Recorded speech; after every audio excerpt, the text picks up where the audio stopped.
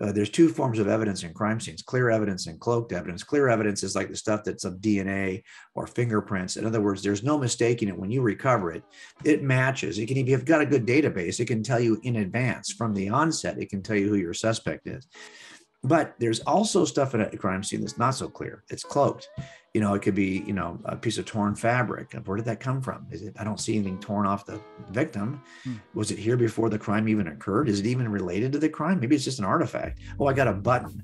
I don't see a button missing from the victim, but it turns out if I go and I find a suspect someday, and I do a search warrant at his house and I find he's got a shirt with a piece torn from it and missing a button, well, now suddenly that stuff that I wasn't even sure was evidence to begin with, it was cloaked. Well, now it clearly is evidence because it matches, in hindsight, the suspect I have in view. Same thing happens in the New Testament. You have New Testament authors who will use what I would call cloaked prophecy. These are things that maybe I wouldn't see from the very beginning. I would even necessarily identify as belonging in the crime scene. Maybe I wouldn't even think these were messianic. But sure enough, after the fact, the button matches Jesus's shirt.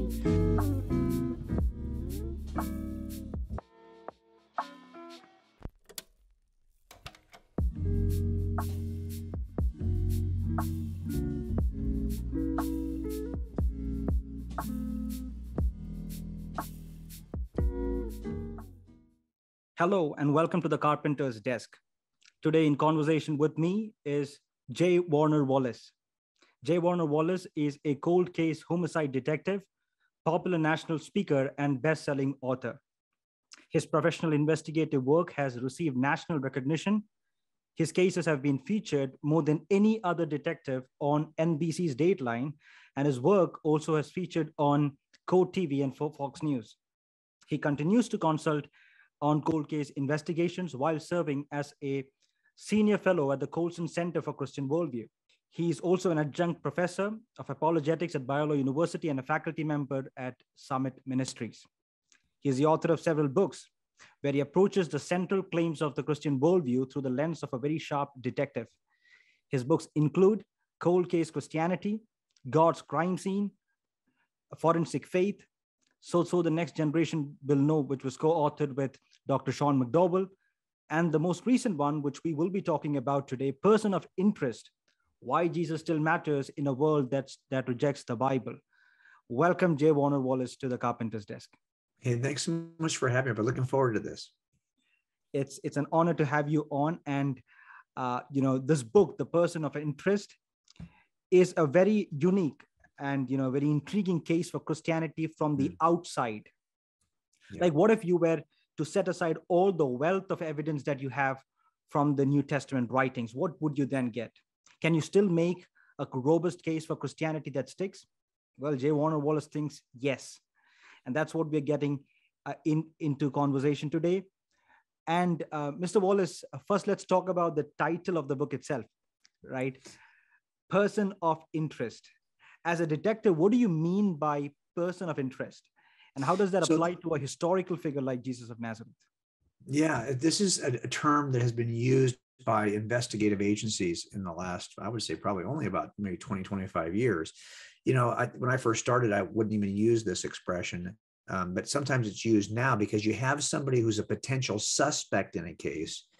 And it's not always for suspects. It can also just be for people who are, key figures in the case, either key witnesses or key people who are involved, but not a suspect. But most of the time when we hear this being used in culture, it's describing the person that some investigator might think this is probably the bad guy. This is probably the guy who did it, but I'm not quite sure yet, or I don't have quite enough evidence to file the case with the district attorney.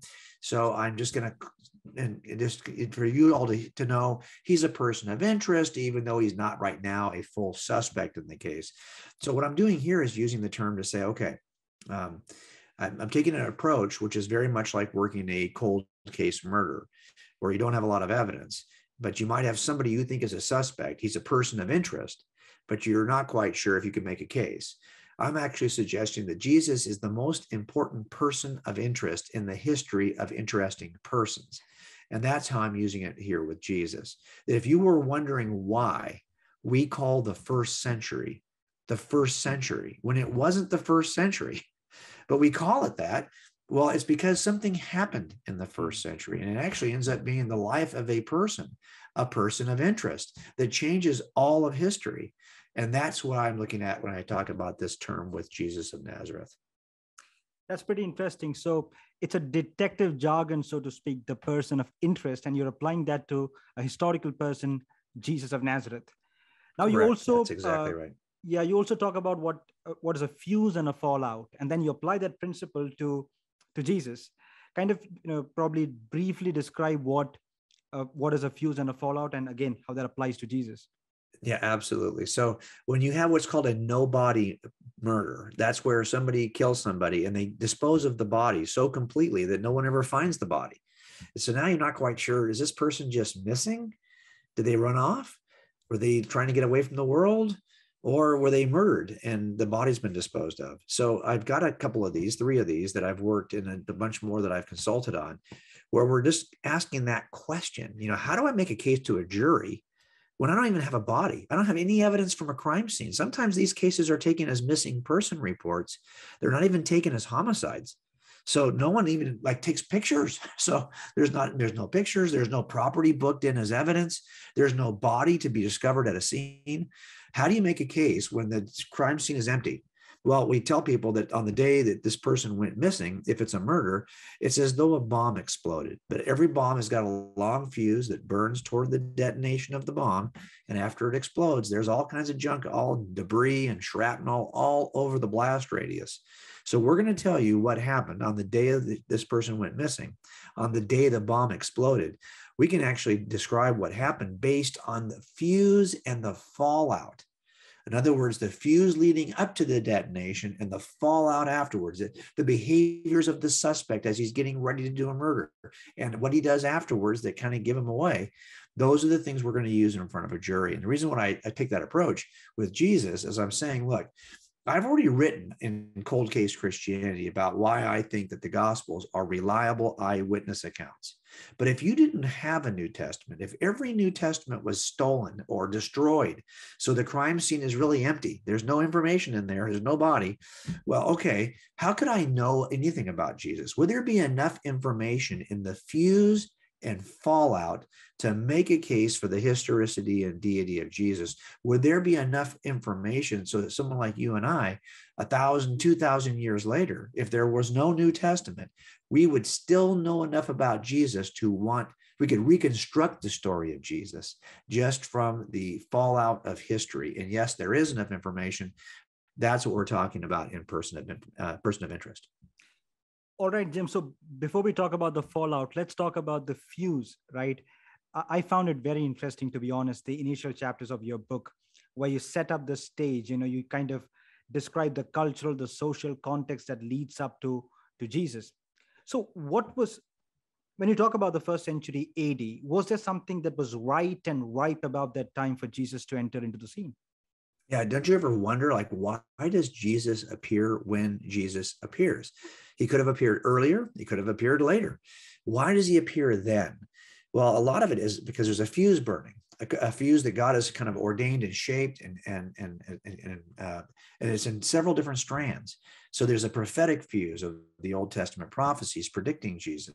There's a cultural fuse of the empires that rise and fall leading up to the first century.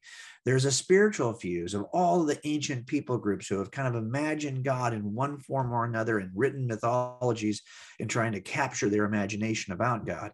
And it turns out that all of these start to kind of set the table for what is about to come. I'll give you an example of this.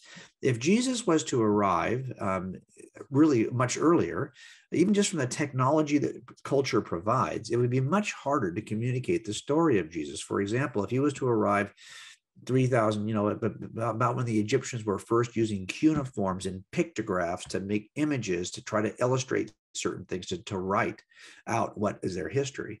Well, those cuneiforms and those pictographs were primitive enough that it'd be very difficult to communicate the Sermon on the Mount, for example, in pictographs. And so this is why that would be too early in order to have the kind of detail about Jesus. As a matter of fact, in those days, things were either chiseled or pressed into clay or stone. And those are hard to travel. But by the time papyrus is being used, by the time there's an alphabet that has a significant number of vowels, like the Etruscan alphabet, that the Roman Empire then has got everyone using in the known world. In other words, the most powerful power in the world has now adopted both papyrus use, Etruscan alphabet, a common Greek language they're actually exporting across the Mediterranean.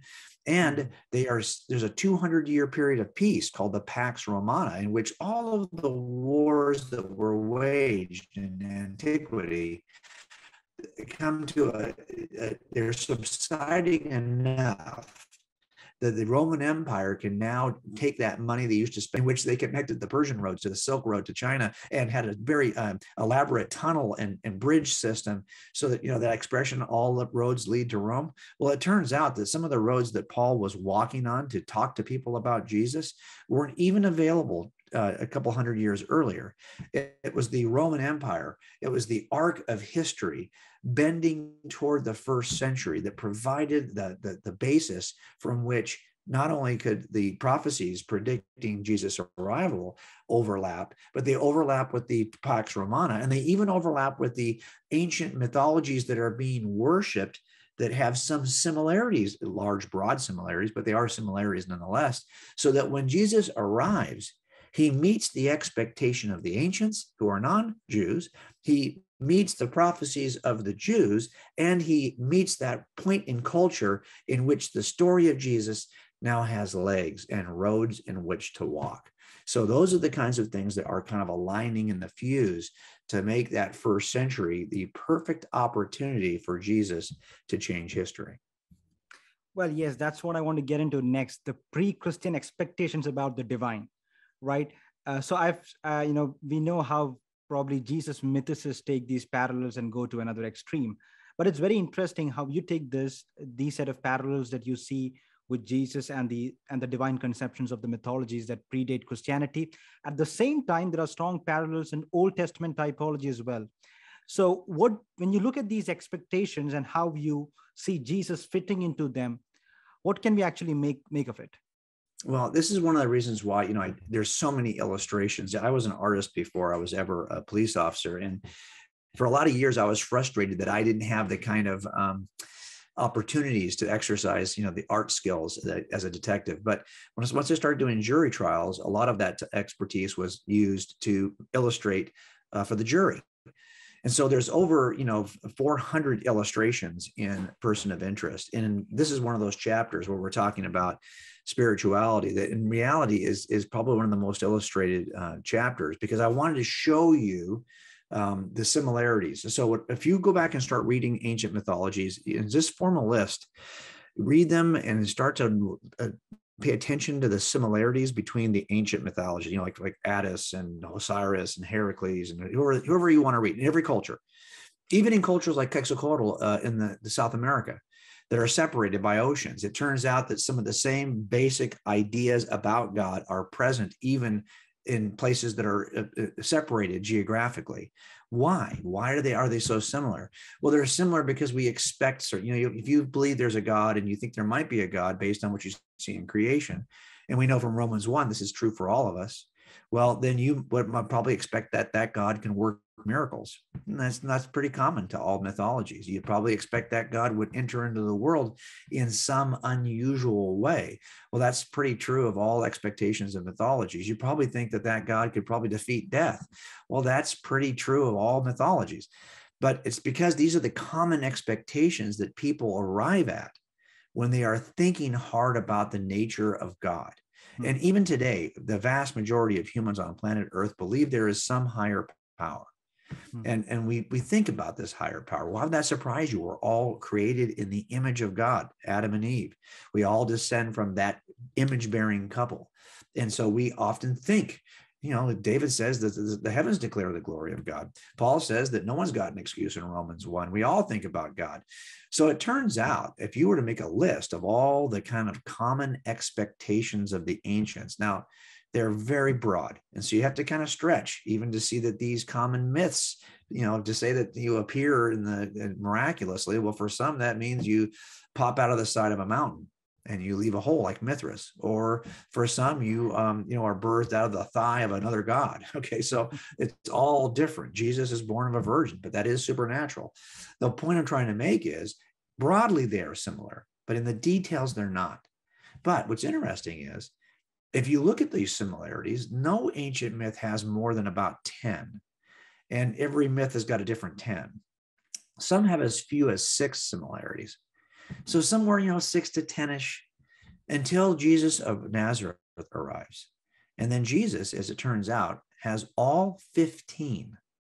Isn't that interesting? It's as though God arrives meeting more robustly than anyone's imagination could ever even think of. Wow. All of the expectations of the ancients who think about God. And what's interesting is if you think that this is so if the idea is that a set of ancient Jewish writers trying to convince other ancient Jews that Jesus is the Jewish Messiah by cobbling together pagan mythologies, the one thing the Jews have been warned against, really, that to me is a pretty ineffective way to convince Jews that Jesus is a Jewish Messiah.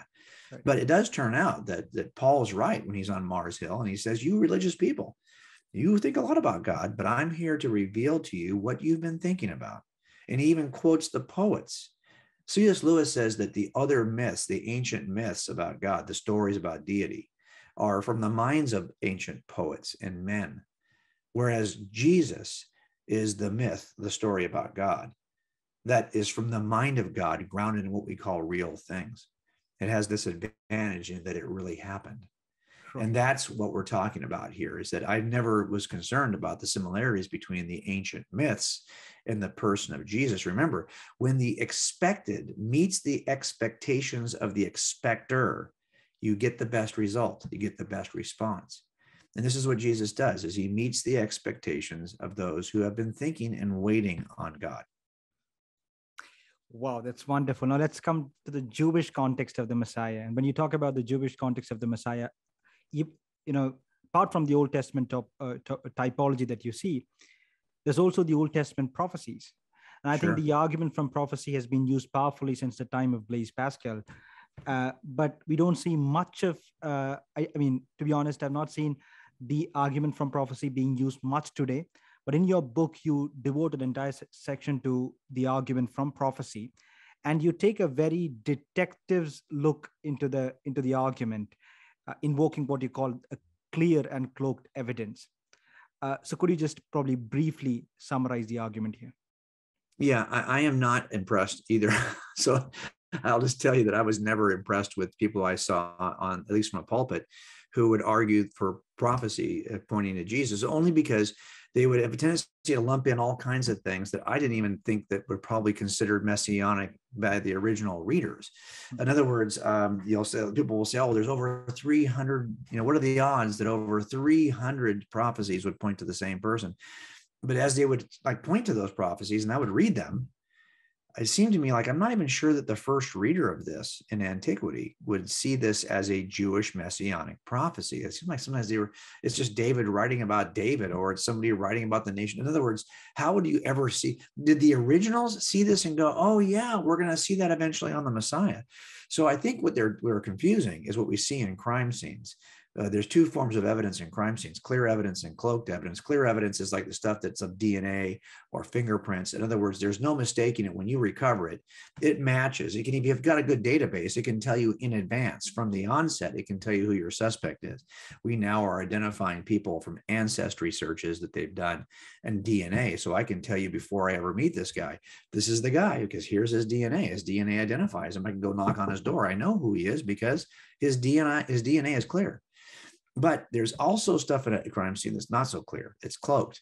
It could be, a piece of torn fabric. Where did that come from? I don't see anything torn off the victim. Was it here before the crime even occurred? Is it even related to the crime? Maybe it's just an artifact. Oh, I got a button.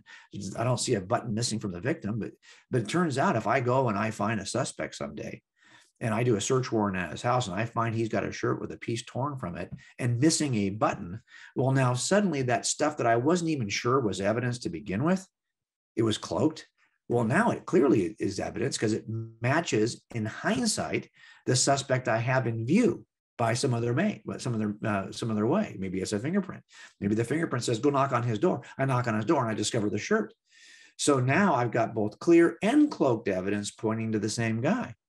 Well, we would say, yeah, you should collect that cloaked evidence, even though it may not be clear to you until after you've identified the suspect. Same thing happens in the New Testament. You have New Testament authors who will use what I would call cloaked prophecy. These are things that maybe I wouldn't see from the very beginning. I would even necessarily identify as belonging in the crime scene. Maybe I wouldn't even think these were messianic. But sure enough, after the fact, the button matches Jesus's shirt. So why wouldn't you use that kind of evidence to identify the Messiah afterwards? And so once you do that, you separate out clear and cloaked. So what I did in the book is I separated out clear and cloaked prophecy. I also separated out the prophets who make accurate predictions about history, in addition to predicting something about the Messiah. And if all you did was use those tested prophets who have made accurate historical predictions and only use their clear prophecy, you're still going to be stuck with Jesus. So in the end, the case from prophecy is good, but I just would like to have it, fairly kind of parsed out between these two forms of evidence. And what I did in the book also, because remember, we're doing timelines in the book, that fuse that leads up to Jesus, the fallout after Jesus, that's part of a longer timeline. So I decided, rather than group these prophecies around, these are prophecies about his birth. These are prophecies about where he's going to grow up. These are prophecies about his ministry. These are in other words, by kind of like, I wanted to show people when the prophecies were actually uttered. In other words, let's put them in the chronological order in which the prophecies occur historically. Here's why. You'll discover there's a reason why Jesus appears when he does, because you can't get the answers to the major questions, the what, when, how, why, where. You got to answer those 5 questions before you can ever address the who question.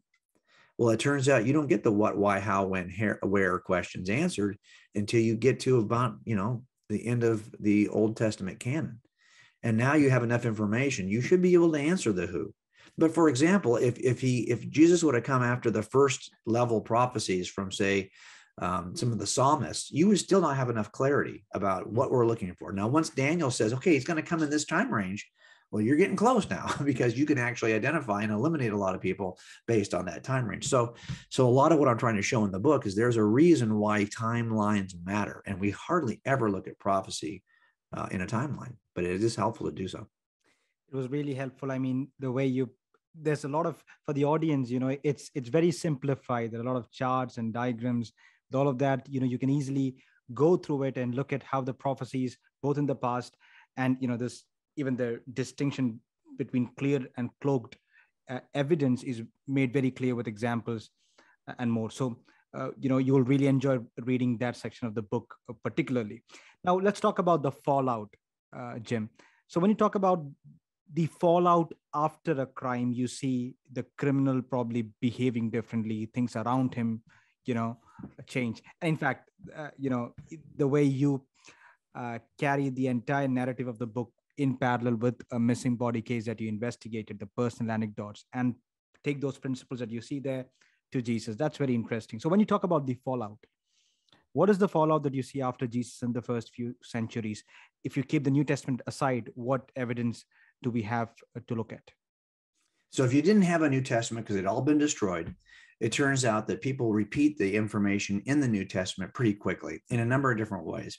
So for example, I talk about this, I'm doing 2 things. So what's the huge impact of Jesus in this area of culture, and what can be recovered about Jesus from that area of culture? So if you look at literature, for example, and you just stay at the writings that are written in the first 300 years prior to Christianity becoming the religion of the empire. And I did that on purpose because I figured, hey, power can corrupt. So a lot of people would say, yeah, once it becomes any kind of lie, if you're powerful, you can tell any kind of lie about Jesus. But in the earliest years, when they're just trying to survive as a group, that's when I think that the claims about Jesus are going to be most interesting. They haven't been corrupted by Roman Catholicism, whatever else you think might corrupt. We're still on the run. And if you look at the voices that appear in the first 400 years, 300 years, you will find that the story of Jesus is reiterated both by Christians who like Jesus, non-Christians who like Jesus, and non-Christians who don't like Jesus. I've got those three categories. And if you look at those three categories, you'll see that either the church fathers or the Christians who liked Jesus, but there are non-Christians who would like to co-opt the story of Jesus for their own theological purposes. They don't hold orthodox views related as Christians. They hold views that appear later in history. The church fathers saw these appear in history. They called them out as they appeared in history, and they warned Christians against these false ideas. But these folks, the Gnostic authors, for example, the non-canonical authors, when they're creating their stories about Jesus, they clearly like Jesus and they want to co-opt Jesus for their own purposes. But they lie about Jesus and they build their lies on common truth claims that are affirmed in the Gospels. As a matter of fact, you can reconstruct some truths from the Gnostic non-canonical Gospels because they share common features about Jesus having a ministry, having died and resurrected, having certain disciples by certain names. These things are common to the Gnostic or to the non-canonical Gospels, even though the lies in each Gospel are slightly different. Then you also have non-Christians who didn't like Jesus. These are all the Jewish and Egyptian and Persian and Greek and Roman authors who have something bad to say about a Christian in one way or another.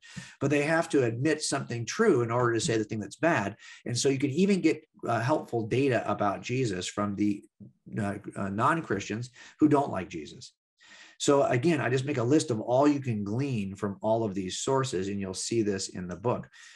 The story of Jesus can be largely reconstructed from the church fathers, the Gnostic gospel authors, the non-canonicals, and from the voices in antiquity that are not Christian. So that's where I think it's really interesting to see how much can be reconstructed. But also, you can do the same thing in the first 300 years of music, because Jesus continues a singing musical tradition within theism, continuing it from the Jews, from Judaism, who are a singing worldview.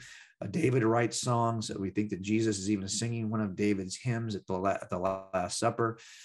So these are things that you kind of see repeated within Christendom, so much so that you can reconstruct the story of Jesus from just the hymns sung by early Christians in the first 300 years. We do that in the book as well. We identify all those hymns as well, and you can see from the text how much of the story of Jesus can be reconstructed. Also, you see this in art. Every episode of the Gospels, like say, for example, you went through the Gospel of Mark and you just wrote down every episode, every single thing that's in every section. What is it that Mark is saying about Jesus? Well, you're going to get about 50-ish episodes within the Gospel of Mark. Well, you can there is art in before the Dark Ages, there is art depicting all 50 of those episodes. So it's even in the arts, the story of Jesus is available to us because of what's available on the walls, on the minds of artists throughout history. As a matter of fact, the story can be reconstructed, and Jesus has had more impact on artists than any other historical figure, more impact, written about more in literature than any other historical figure, sung about more than any other historical figure. And I just demonstrate this by looking at all the charts, looking at all the music that's been written, looking at all the art that's been painted and drawn and sculpted and etched. You can see all this in the book, and I've illustrated it so you can see what I'm talking about, right? And even in education, and these appear a little bit later in history, but those first three you're talking about, you can trace those in the first 300 years and find the data for Jesus. Interesting. Art, music, literature, everywhere you see this imprint of Jesus very clearly.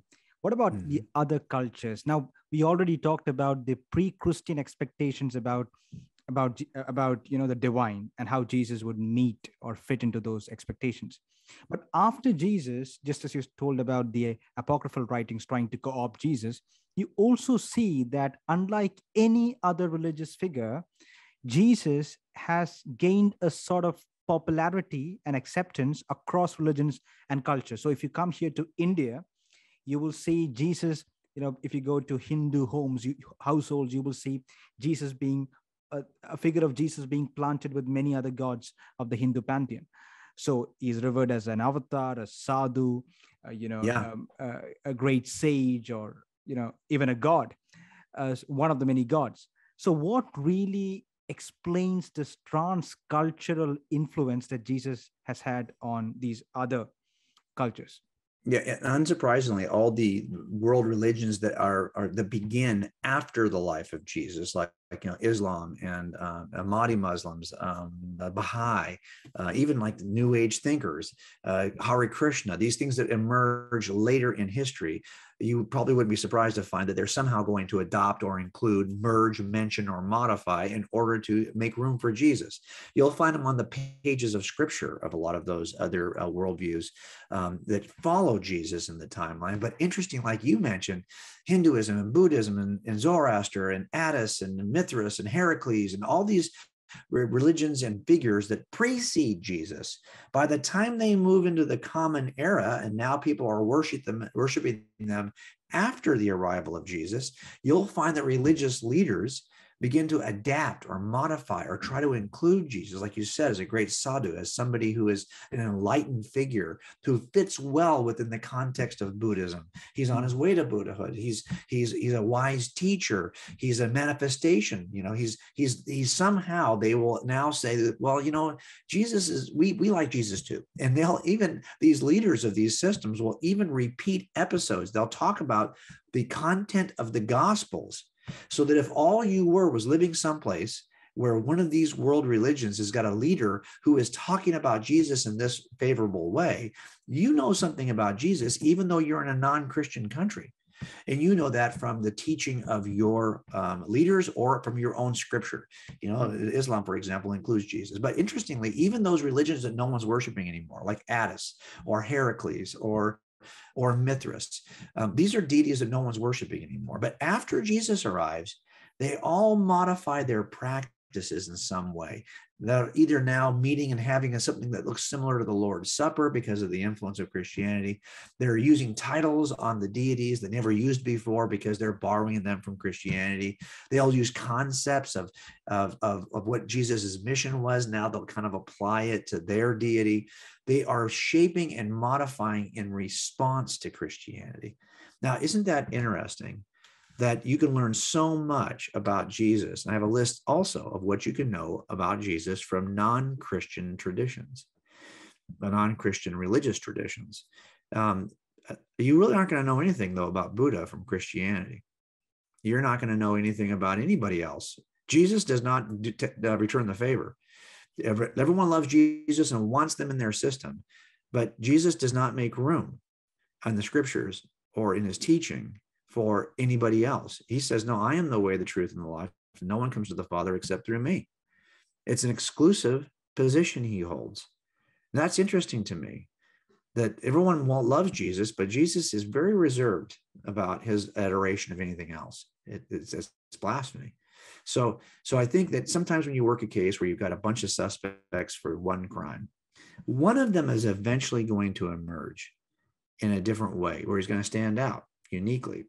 He has unique access to the victim, or a unique reason to despise her, or he has a unique ability to build the weapon that is used in the case, or he's got unique access. He can get in the house in a way that nobody else can. There's something about this guy which separates him from all the rest. Well, this is one of the ways that Jesus is separate from all the rest. He has an exclusive position, and he holds on to that exclusivity. And he even says, by the way, there's nothing you could do to earn your way to the better life, to nirvana, to the next life, to the presence of God, presence of deity, to become a deity. There's no way you could do that on your own. Instead of what everyone else is telling you, I'm here to tell you, I have to do this for you. You can't do anything. It's all grace, top down. That view is another way that Jesus stands out uniquely. And like suspects who stand out uniquely, when I see that, I typically think, okay, I probably have the right guy. It's very interesting. Jesus is indeed the person of interest in all of history. So now let's come to our day and our times, right? We're living in a modern world that has reaped the benefits of science and education and democracy and secularism. Do you think that Jesus, this figure that you're mentioning, is kind of outdated? Yeah, well, I mean, we could certainly turn our eyes away from Jesus. We could force him out of the collective consciousness. But if we stop and think about what is important to you, anyone who's listening who maybe is not a Christian, uh, for me, the stuff that was important was those things I talked about. It was, it's art, music, literature, education, science. These are very important to a secular world. These are still the areas where we spend our money. The areas where we are, if you look at all television productions, they're usually going to be in one of those areas. So it turns out we are interested in those things. They matter to us. Those aspects of culture matter to us. We want to make sure our kids are educated.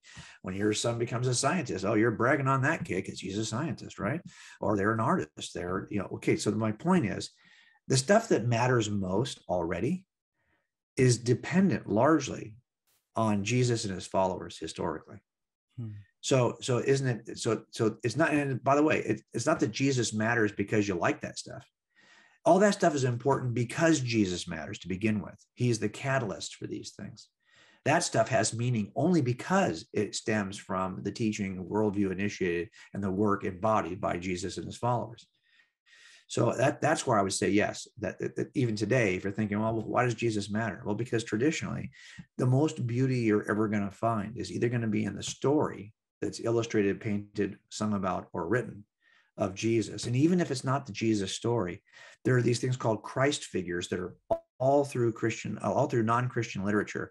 Fiction has got tons of characters that writers have either consciously or subconsciously shaped after the overarching narrative of Jesus. And they call these characters Christ figures in literature. And those are the kinds of things that, why does this strike us? Why? Well, because Jesus is the God story. He embodies our imagination about God. In other words, the story is innately divine, and we recognize it as such, so much so that we want to reiterate it in some way, just to grab a piece of the divine.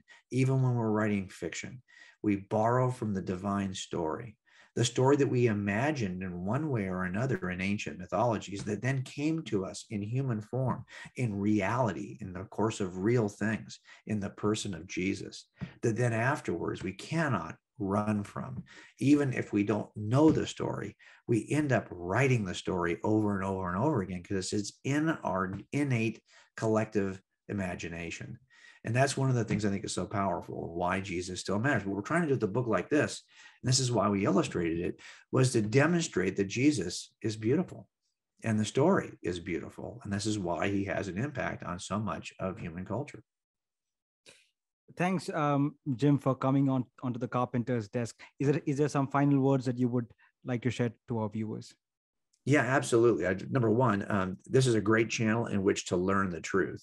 And so thanks for having me. And this is what's so powerful. I think it's time for us to teach our kids about the very things that we were not taught ourselves as kids. I was not taught any of this.